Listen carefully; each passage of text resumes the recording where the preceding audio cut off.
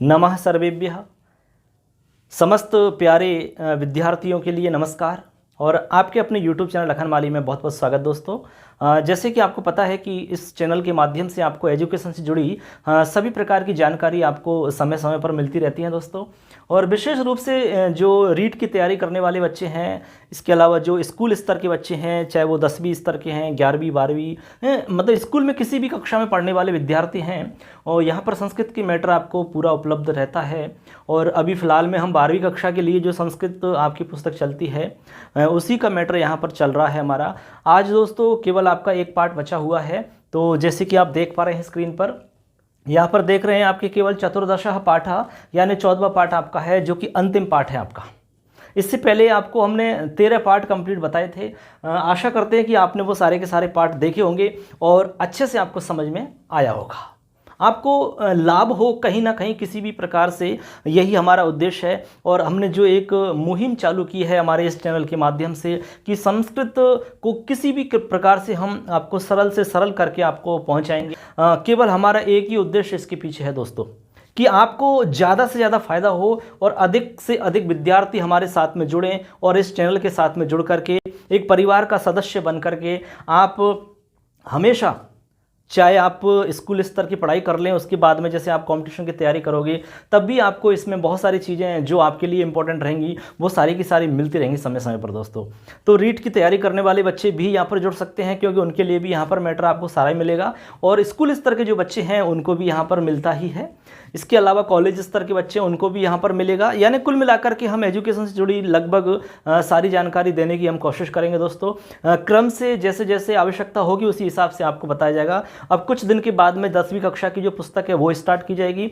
और इसके अलावा जो रीट आपकी आ रही है अभी 2021 में, जो रीट आपकी होने वाली है फरवरी के अंदर एग्जाम, उससे संबंधित मैटर आपको यहाँ पर उपलब्ध करवाया जाएगा।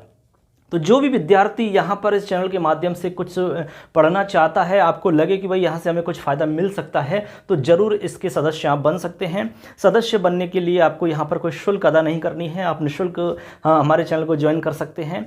तो बस यही आपको बताना था। आज हम विशेष रूप से जो 12वीं कक्षा के विद्यार्थी हैं उन्हीं के लिए ये वीडियो हम बना रहे हैं दोस्तों। तो आपका लास्ट पार्ट है दोस्तों, आज अंतिम पार्ट है। तो अंतिम पार्ट जो है बहुत ही इंटरेस्टिंग वाला पार्ट है, बहुत ही अच्छा एक मतलब कहानी वाला पार्ट है आपका। आज का जो पार्ट है वो 14वां यानी चतुर्दशः।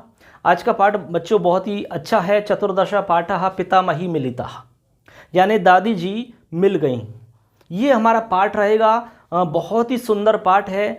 ये जो पार्ट है इसकी जो रचयिता हैं वो है डॉक्टर नारायण शास्त्री कांकर जी। इन्होंने बहुत ही अच्छी कहानी लिखी है इसमें।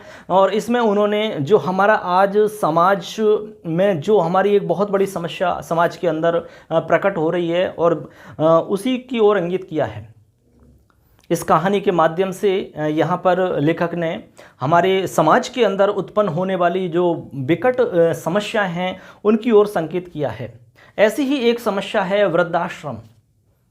आपने देखा होगा कि पहले वृद्धाश्रम नहीं हुआ करते थे, लेकिन समय के हिसाब से जैसे जैसे समय में परिवर्तन हुआ और परिवारों का विघटन हुआ, आज स्थिति ये है कि आपको आसपास में इधर उधर वृद्धाश्रम देखने को मिल जाते हैं। आखिर ऐसा क्यों, आवश्यकता कैसे पड़ी वृद्धाश्रमों की? कहीं ना कहीं हमारी संस्कृति में कमी आई है, हमारी संस्कृति का पतन हुआ है। कि पहले संयुक्त परिवार हुआ करता था, संयुक्त परिवार में सारे लोगों का महत्व हुआ करता था, चाहे वो वृद्ध है चाहे वो बच्चा है, सबका महत्व होता था। लेकिन आज बच्चों का और वृद्धों का लगभग परिवार के अंदर एक मतलब नगण्य सा स्थान हो गया है। उनकी कोई मतलब स्थिति नहीं रह गई है। इसी प्रकार की एक कहानी यहाँ पर आज के इस पाठ में है। बहुत ही सुंदर सी कहानी है। इसमें एक त्रिलोचन जो कि पुत्र है और उसकी पत्नी का नाम है इंदुमती। इंदुमती की सास और त्रिलोचन की माँ जिसका नाम है शकुंतला। ऐसी क्या मजबूरी होती है इनकी कि अपनी माँ को वृद्धाश्रम में छोड़ करके आना पड़ता है। ऐसी कौन सी मजबूरी होती है कि ये मजबूर होकर के अपनी माँ को वृद्धाश्रम में छोड़ देते हैं। इनके पास कोई कमी नहीं है, सब कुछ है, पूरी तरीक़ा से संपन्न है, फिर भी ऐसी कौन सी मजबूरी है, जानेंगे अभी। तो हमारे साथ में आप जुड़े रहिए यदि आप जानना चाहते हैं। बहुत ही इंटरेस्टिंग वाली कहानी है और एक सामाजिक मतलब स्थिति को व्यक्त करने वाली कहानी है, समाज पर एक कहानी है। तो चलिए दोस्तों स्टार्ट करते हैं आज की ये कहानी, उसी समय बता दिया जाएगा। चलिए स्टार्ट करते हैं। चतुर्दश पाठा पितामही मिलिता, आपको पहले हम बता चुके हैं कि ये अंतिम पाठ है आपका, इसी के साथ में आपके संपूर्ण पाठ पूरे हो जाएंगे दोस्तों। चलिए जैसे कि आप पुस्तक में देख पा रहे हैं, जैसे जैसे आपको इसमें बता रहे हैं, सबसे पहले उच्चारण करके आप उच्चारण करेंगे। जैसे आप देख पा रहे हैं लिखा हुआ है चतुर्दश पाठा पितामही मिलिता, ठीक है।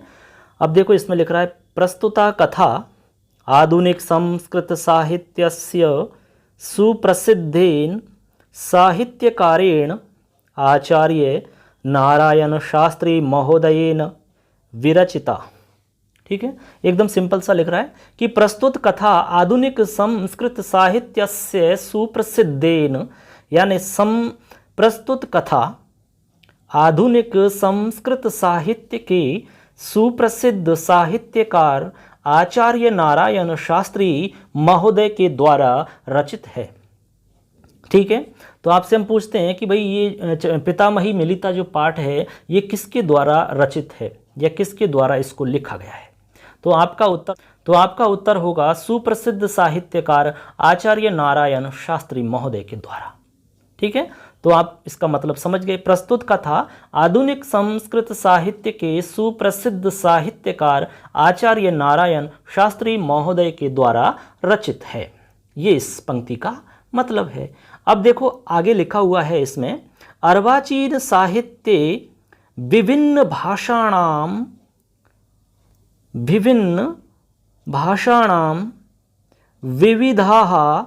विविधाः अपि संस्कृते गृहीताः। मतलब देखिए, मतलब है कि अर्वाचीन साहित्य में विभिन्न भाषाणां, यानी विभिन्न भाषाओं की विधा यानी अनेक प्रकार की जो रचनाएं होती हैं, अलग अलग रचनाओं के प्रकार हैं। विधा का मतलब प्रकार से है, तो विविध प्रकार। ठीक है, विदाः अपि यानी भी संस्कृते गृहीताः, यानी संस्कृत में ग्रहण की गई हैं, संस्कृत में ग्रहण की गई हैं। पूरी पंक्ति का मतलब हो जाता है कि अर्वाचीन साहित्य में विभिन्न भाषाओं की विविध विधाएं भी संस्कृत में ग्रहण की गई हैं। क्या की गई हैं? संस्कृत में ग्रहण की गई हैं।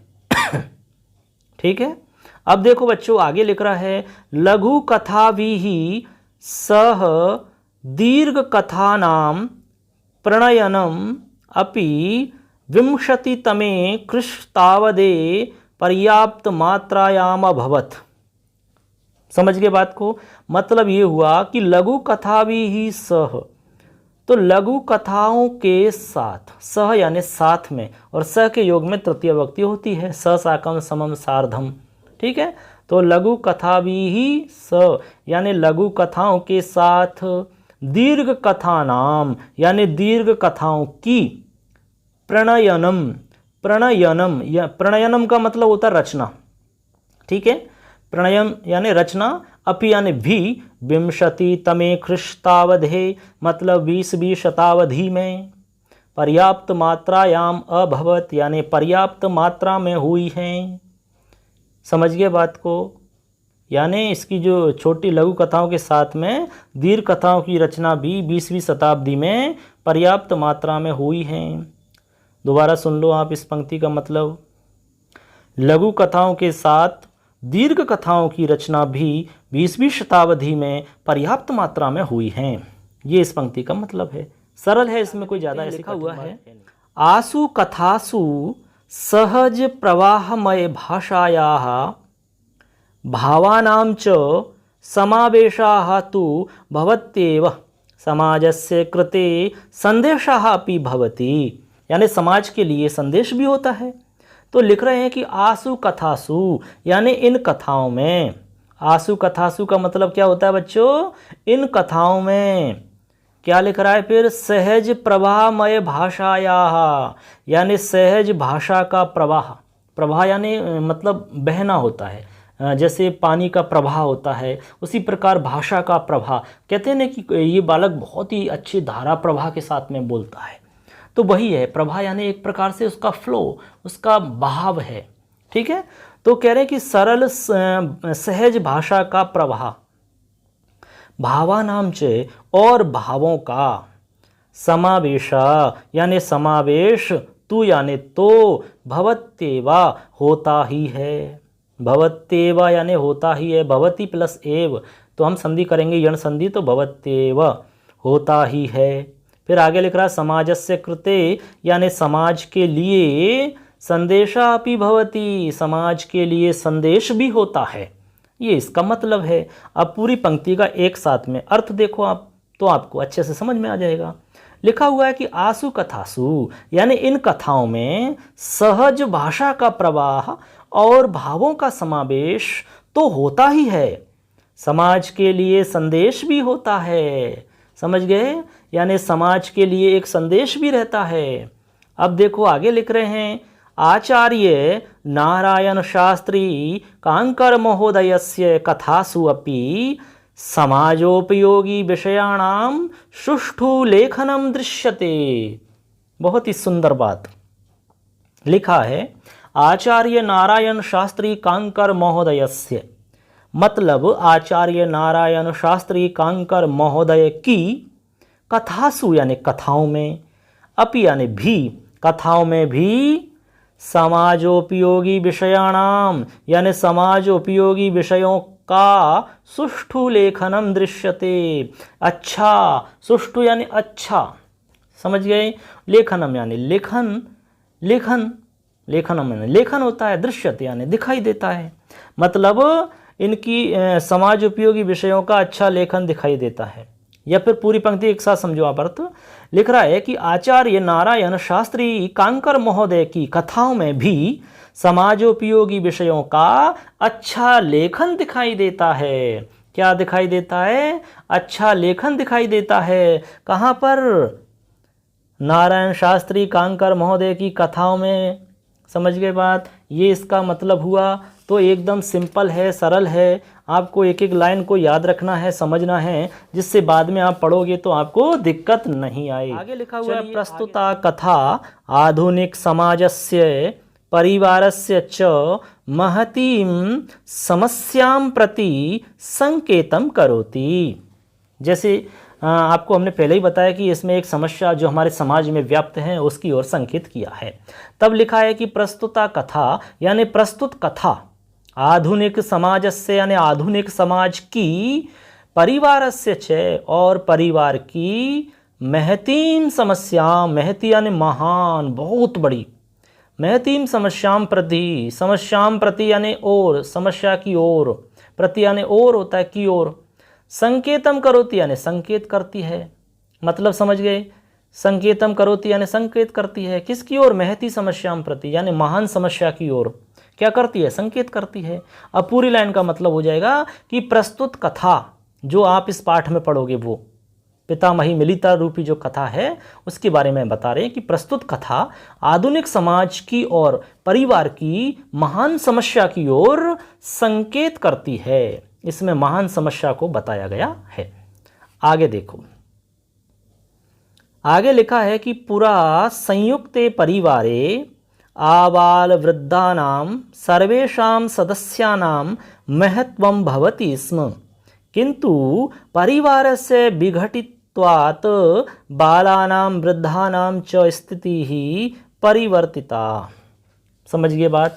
मतलब ये हुआ कि पुरा संयुक्ते परिवारे, पुरा यानी पहले, संयुक्ते परिवारे यानी संयुक्त परिवार में, आबाल वृद्धा नाम यानी बालक से लेकर वृद्धों तक, आबाल वृद्धा नाम का मतलब बालक से लेकर के वृद्धों तक, सर्वेषां सदस्यानाम सभी सदस्यों का, महत्वम भवति स्म महत्व होता था, भवति स्म यानी होता था, क्या होता था? महत्व होता था। किसका होता था? बालक से लेकर वृद्धों तक सभी सदस्यों का महत्व होता था। किंतु परिवार से विघटित्वात् यानी परिवार के विघटित होने से या विभाजित होने से, बालानाम वृद्धानाम च, बालानाम और वृद्धानाम यानी बालकों और वृद्धों की स्थिति बदल गई, परिवर्तिता स्थिति यानी स्थिति बदल गई। अब इतना महत्व बालक और वृद्धों का नहीं है जितना पहले के संयुक्त परिवारों में हुआ करता था, ये इसका मतलब है। अब पूरी पंक्ति का एक साथ अर्थ समझो। लिख रहे हैं कि पूरा संयुक्त परिवारे, पहले संयुक्त परिवार में बालक से लेकर के वृद्धों तक सभी सदस्यों का महत्व हुआ करता था, किंतु परिवार के विभाजित होने से बालकों और वृद्ध लोगों की स्थिति बदल गई। वो सम्मान उनको नहीं मिलता जो पहले संयुक्त परिवार में मिला करता था। जो स्थान संयुक्त परिवार में हुआ करता था, आज वो स्थान नहीं रहा, वो स्थिति बदल गई। विशेषतः अर्थार्जने संलग्नौ पति पत्न्यौ बालान वृद्धान च सम्यक रूपेण पालयितुं न शक्नुताः, तथा वृद्धानां कृते वृद्धाश्रमाणां परंपराः प्रारब्धा। अब देखो यहाँ से पता लगेगा कि जो वृद्धाश्रम हैं उनका प्रारंभ किस तरह से हुआ। ठीक है, लिखते हैं विशेषतः यानी विशेष रूप से, धनार्जने संलग्नौ पति पत्न्यौ यानी धनार्जन यानी धन कमाने में, धन का अर्जन करने में, धन कमाने में लगे हुए। ठीक है, पैसा इकट्ठा करने में, चाहे वो कहीं से भी आए, बस पैसे के पीछे दौड़ रहे हैं सबके सब, कहीं से भी आए आना चाहिए सब कुछ छोड़ करके। तो धन कमाने में लगे हुए पति पत्नी दोनों बालकों और वृद्धों का ठीक प्रकार से पालन नहीं कर सकते हैं, ठीक प्रकार से पालन नहीं कर सकते हैं। पालयितुं न शक्नुतः यानी पालन नहीं कर सकते हैं। तदा यानी तब, वृद्धानां कृते वृद्धाश्रमाणां परंपरा प्रारब्धा, तब वृद्धों के लिए वृद्धाश्रमों की परंपरा प्रारंभ हुई है। इस कारण से वृद्धों के लिए वृद्धाश्रमों की परंपरा स्टार्ट हुई। बच्चों समझ गए बात को। अब ये एकल परिवार में ऐसा होता है, संयुक्त परिवार में ऐसा कभी नहीं होता।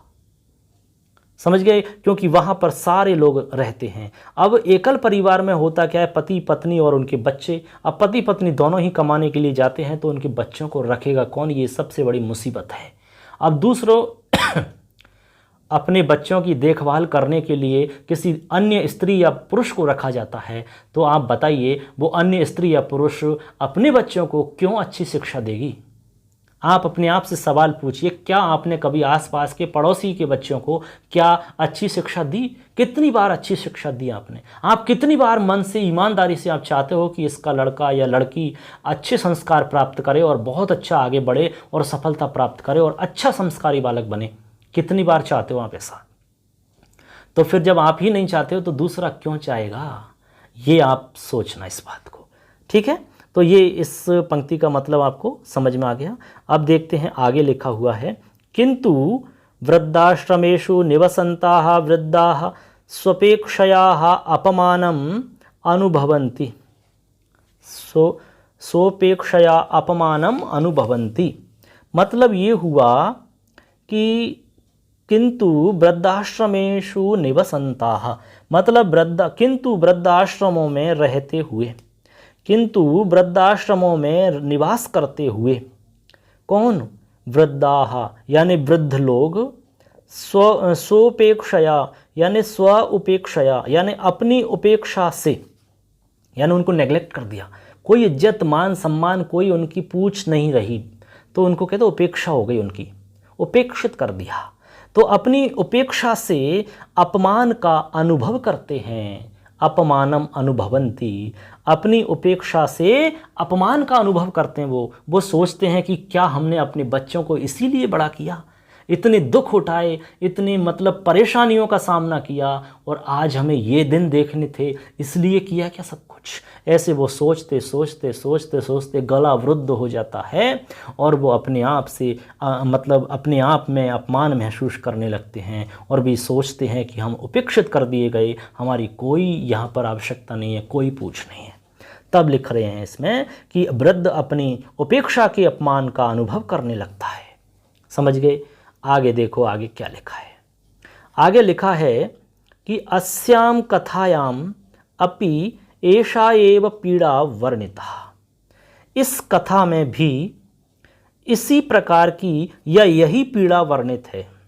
इस कथा में भी एषा एव पीड़ा वर्णिता, यही कथा, इस कथा में भी यही पीड़ा वर्णित है। ये इसका मतलब हो गया। अस्याम कथायाम यानी इस कथा में, एषा एव यानी यही, पीड़ा वर्णिता यानी पीड़ा वर्णित है। जो अभी हमने आपको बताई है वो की वही पीड़ा यहाँ भी एक कथा के माध्यम से वर्णित की गई है। ठीक है, आगे देखो, लिख रहे हैं पुत्रः त्रिलोचनाः पुत्रवधू इंदुमती च शकुंतलाम वृद्धाश्रमे नयताः तत्र परित्यजताः। मतलब ये हुआ कि पुत्र त्रिलोचन यानी पुत्र त्रिलोचन है और पुत्रवधू इंदुमती है। शकुंतलाम यानी शकुंतला को, जो उनकी मतलब इंदुमती की सास है और त्रिलोचन की माँ है। ठीक है, उसको वृद्धाश्रम में नयतः यानी वृद्धाश्रम में ले जाते हैं। ठीक है, और तत्र परित्यजतः और वहाँ पर छोड़ देते हैं। परित्यजतः यानी छोड़ देते हैं। कहाँ पर? वृद्धाश्रम में ले जाते हैं, उसके बाद में वहाँ पर छोड़ देते हैं। आगे देखिए, किंतु स्वत्रिचतुर्वर्षीयस्य पुत्रस्य कृते यः स्वपितामहीम् अतीव स्मरति तौ स्वमातरं वृद्धाश्रमात् आनयत सत्यमेव वृद्धजना स्नेहात् समयात् परम अन्यम किमपि नेच्छन्ति। मतलब लिखा है कि किंतु स्वत्रिचतुर्वर्षीयस्य पुत्रस्य कृते, किंतु अपने 3-4 वर्षीय पुत्र के लिए, पुत्रस्य कृते यानी पुत्र के लिए, जो कि लिखा हुआ है कोष्टक में यह यानी जो, स्व यानी अपनी, पितामहीम यानी दादी जी को, अतीब स्मरति बहुत ज़्यादा याद करता है। ठीक है, जो कि अपनी दादी जी को बहुत याद करता है। तौ स्वमातारम वृद्धाश्रमात् आनयता, वे दोनों अपनी माता को वृद्धाश्रम से ले आते हैं। आनयता यानी लेकर आ जाते हैं, दोबारा चले जाते हैं वहाँ पर, यानी वो अपनी माता को वृद्धाश्रम से ले आते हैं। पहले छोड़ के आ जाते हैं लेकिन बाद में वापस ले आते हैं। आगे लिख रहा सत्यमेव, सत्य ही कहा है, वृद्ध जना स्नेहात यानी वृद्ध लोग स्नेह और समय के अलावा अन्य कुछ भी नहीं चाहते हैं। स्नेहात समयात परम यानी इसके अलावा, स्नेह और समय के अलावा, अन्यम किमपि नेच्छन्ति अन्य कुछ भी नहीं चाहते हैं। समझ गए? आप दोबारा सुन लो चाहो तो। यहाँ से किंतु स्वत्रिचतुर्वर्षीयस्य पुत्र से, यहाँ से सुनो, किंतु अपने 3-4 वर्षीय पुत्र के लिए, कोष्टक में लिख रहा है, जो अपनी दादी जी को बहुत ज़्यादा प्रेम करता है, याद करता है, वे दोनों अपनी माता को वृद्धाश्रम से ले आते हैं। सत्य ही है कि वृद्ध लोग स्नेह और समय के अलावा अन्य कुछ भी नहीं चाहते हैं। ठीक है, इस प्रकार ये आपकी कथा वस्तु हो गई। इसमें क्या विशेष है, पाठ के अंदर क्या बताया गया है, केवल पाठ परिचय की हमने बात की है दोस्तों। बहुत ही अच्छी और सुंदर कहानी है, कथा है इसके अंदर, जो कि हमारे समाज की बहुत बड़ी विकट समस्या की ओर इंगित करती है। तो आज के लिए इस वीडियो में इतना ही रहेगा। अगले जो वीडियो हम लेकर आएंगे उसमें पूरा कंप्लीट आपका पाठ बताया जाएगा, पूरी कहानी आपको उसमें बताई जाएगी। तो अंतिम पाठ है दोस्तों आपका, एक अगले वीडियो में और कंप्लीट आपका हो जाएगा। उसके बाद में आगे जो मैटर रहेगा उसके विषय में हम बात करेंगे। चलिए आज के लिए इतना ही पर्याप्त दोस्तों, मिलेंगे अगली वीडियो में। तब तक के लिए जय हिंद, जय तु भारतम, जय तु संस्कृतम। धन्यवाद।